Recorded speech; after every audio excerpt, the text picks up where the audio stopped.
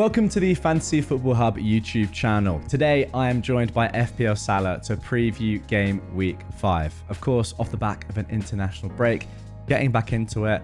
First of all, mate, how are you doing? Pleasure to chat to you once again, have you back on the channel. Yeah, thanks a lot, Jack. Yeah, I've been enjoying the break actually. It's good to get a wee break now.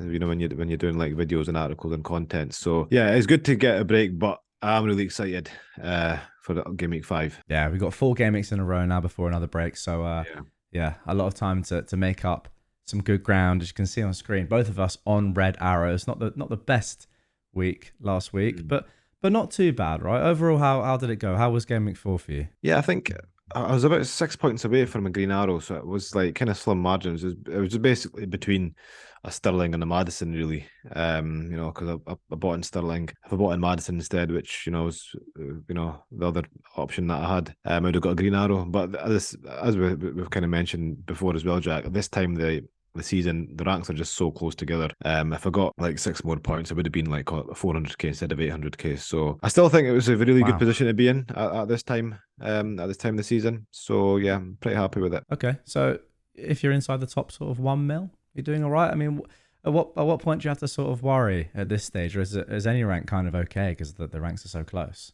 Yeah, I think any rank's okay at this stage. I mean, I seen a tweet earlier in the international break was that the Ali Jangirov, the guy who won it last season, he was ranked at 1.2 million at Game Week 8 last season. Wow. Yeah, so that is unbelievable. Yeah, wow. Yeah, exactly. So I mean, like, if he could win it from that position, I mean, I guess whatever kind of rank you're at the moment, I think it's recoverable. I did not know that. I mean, yeah, there you go. So no matter how badly it's going, I mean, who knows where he was ranked at Game Week 4? If he was ranked at 1.2 million Game Week 8, could have been better. Could have been a lot worse. Yeah, obviously the ranks are very close. Right then, before we get into your team for the upcoming Game Week, first of all, just want to give just to ask you a brief question. The international break as a whole, for people perhaps like myself, to be fair, that haven't been on Twitter every day looking for news and stuff like that, has there been any breaking sort of injury news or anything that might affect our teams that stands out? No, I don't. There's not been anything major. I think there was a few rumors about Son being injured because he was pictured in training with a ice wrapped around his knee. Yeah, but then we just seen about 20 minutes ago that he's in the starting lineup. So yeah, I mean, I think he's maybe carrying a niggle or something on that knee. Otherwise, it would have been strapped. But he's obviously fit enough to play, so I don't think there's anything to worry about. I think he's fine. He should be fit for the weekend against Sheffield United. Okay, good stuff. And other than that, not really too much to talk about. Recording this on Tuesday evening, by the way, guys. So with that being said, let's get into your team for the upcoming game week and have a look at your transfer plans. All right, here is the team, and it's got a game week rating of 92%.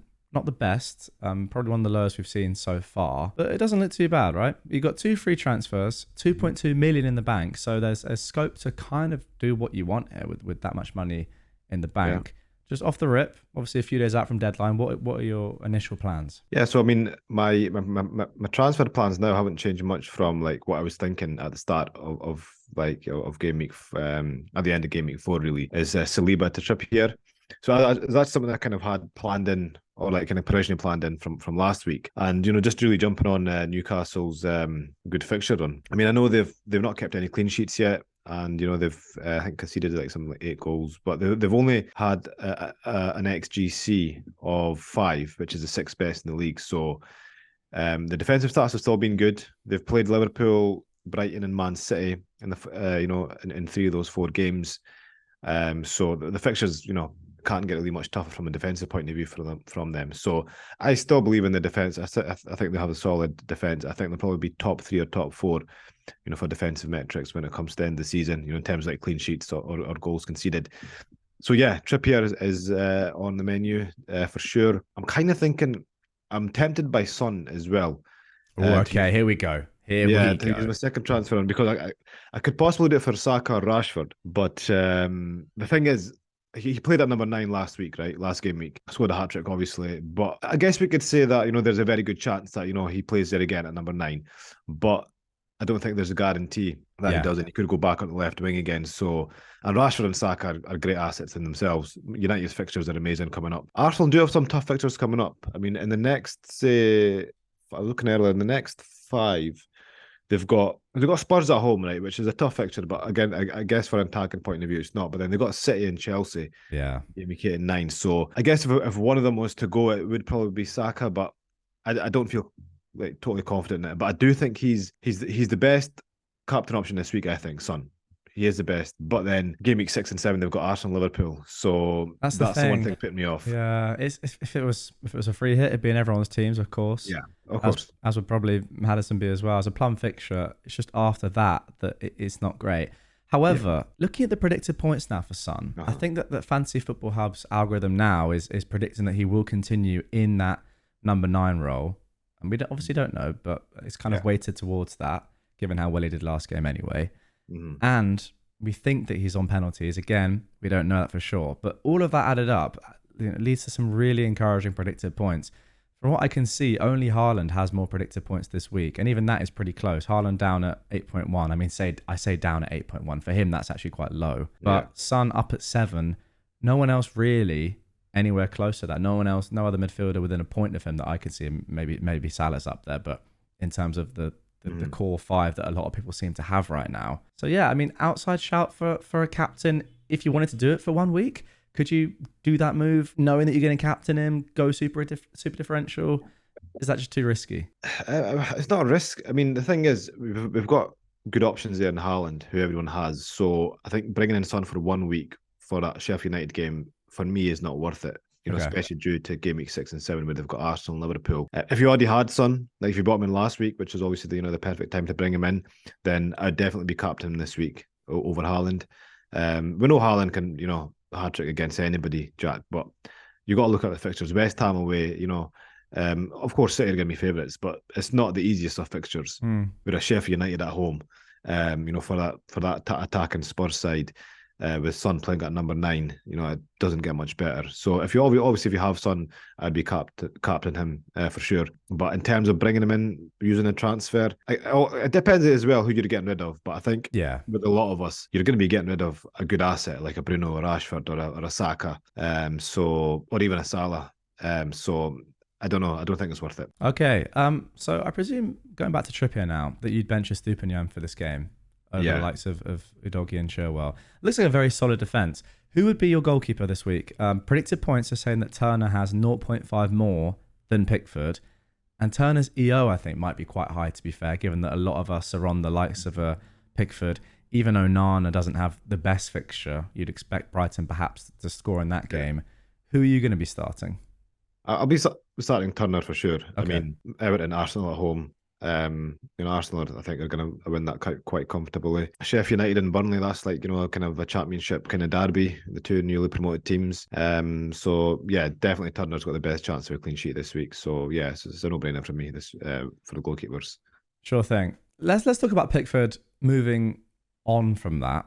Next week, obviously, you can't play Turner City away, so it has to be back to Pickford, who's got Brentford away. Not the greatest fixture. Then, it's Luton, which is strong, and the fixtures aren't awful up until the time that you may be looking to wildcard. Would you ever say that it's worth a transfer to another goalkeeper?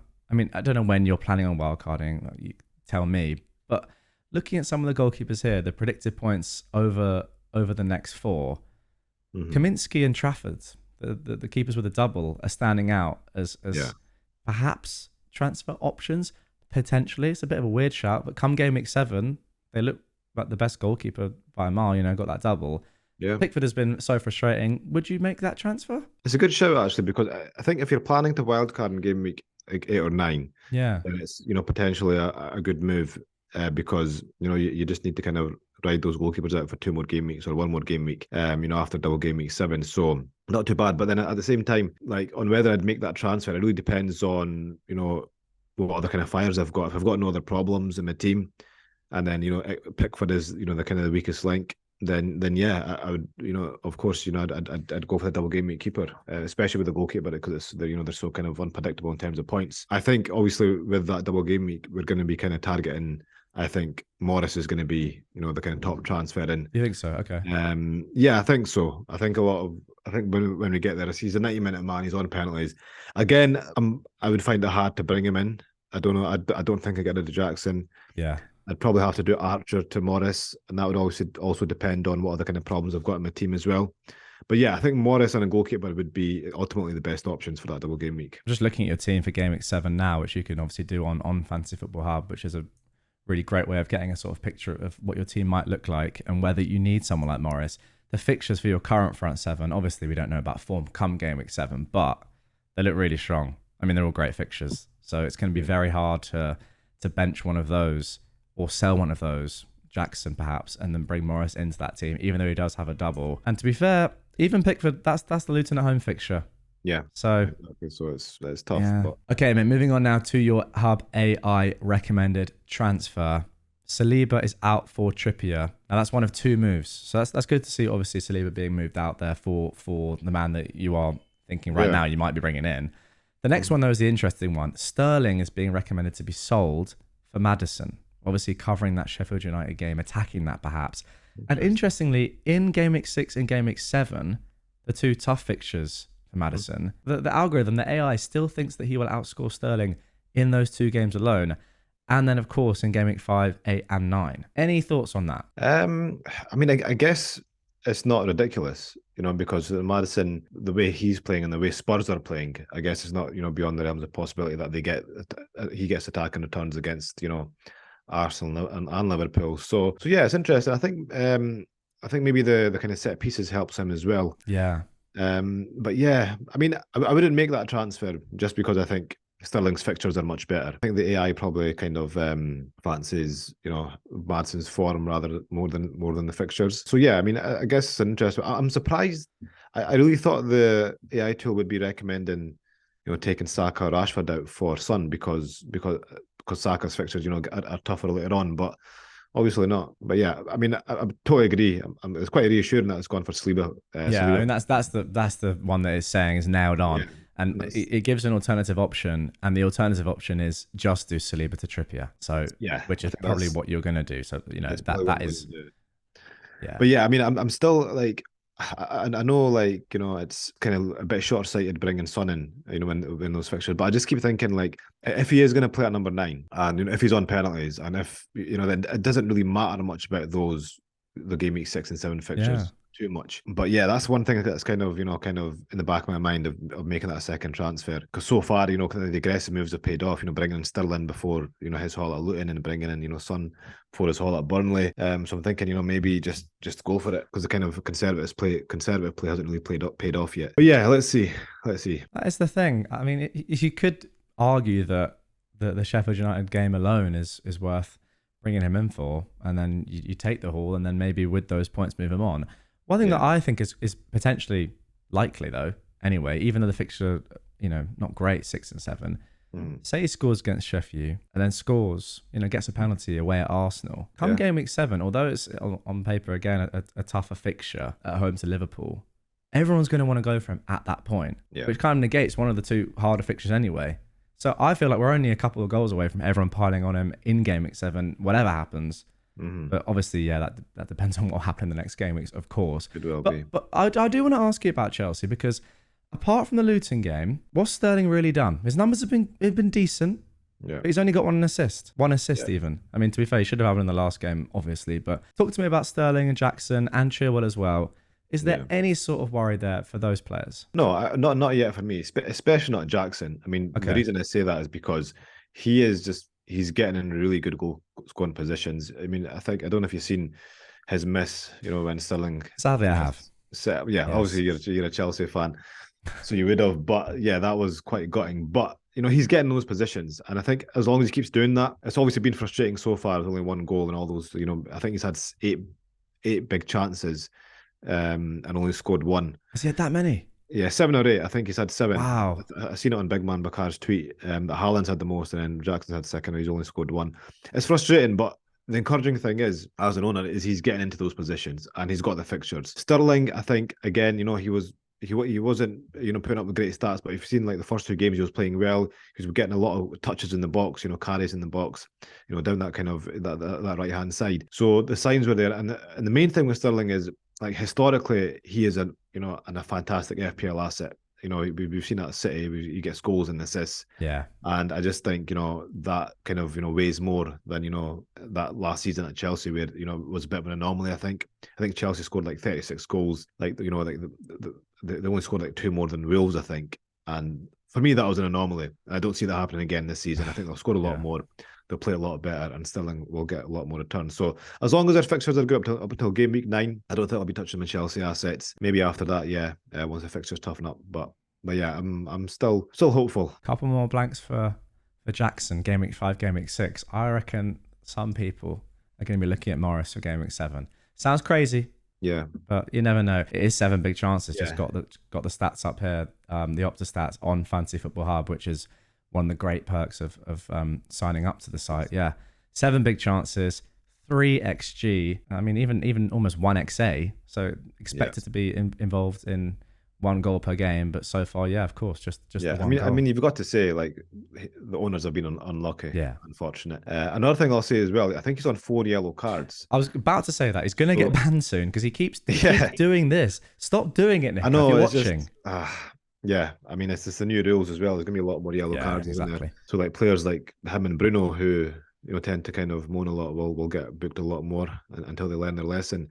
But yeah, it could well be by game week 6. He's suspended, and we all move him on to Morris. So that'll probably be what end up happening. I mean, that is actually, I haven't thought about that. It's very likely that he will be, or teetering on that edge, maybe even suspended by that gaming. So that could be the obvious move. Good point there to end today's episode. Guys, if you would like to have a look at all those stats for individual players and, of course, get your AI recommended transfers personalized to your team, sign up to Fantasy Football Hub, link down below, 30% off, and you get yourself a free trial. Abdul, thank you very much. Green Arrow coming this game week? Hopefully, mate. Hopefully a big one. Yeah. I mean, to be fair, what you said about Ali's rank last year come game week 8 is very encouraging. I did not know that. So although we're both in the hundreds of thousands on red arrows, I feel good about that. So thank you for making me feel good about my rank, if nothing else. Thank you very much, as always, guys, for watching, and I will catch you on the next one.